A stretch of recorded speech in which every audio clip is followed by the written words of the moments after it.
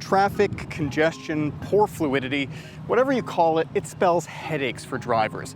And over the last few weeks, traffic around Montreal has been pretty rough, and that makes jobs like those of taxi drivers that much tougher. A lot of people do not want to take taxis because the cost is going to be so much higher. It's just idling. Downtown is full of detours, to the point of some people actually being stuck in traffic and deciding that they're only a couple of blocks away and they'd rather walk than just sit in a car that's stuck in traffic. So what's going on here? Has traffic gotten worse recently?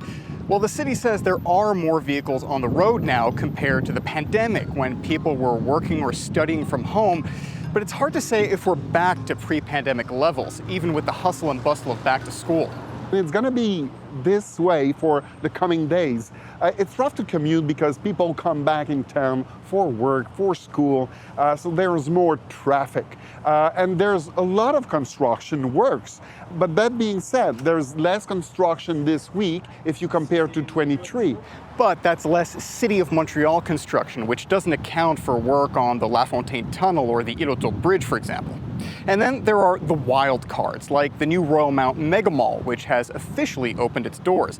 The official opposition at City Hall worries it could make traffic in the area much worse. The developer has put in place paid parking. That will act as a barrier for people to come or slow things down. But I remain to be convinced that when you're buying your Louis Vuitton bag, that you're going to do it by metro. Somehow, I, as the Scots say, I hae me doubts. As for the city, it argues it's doing a better job managing roadwork and construction.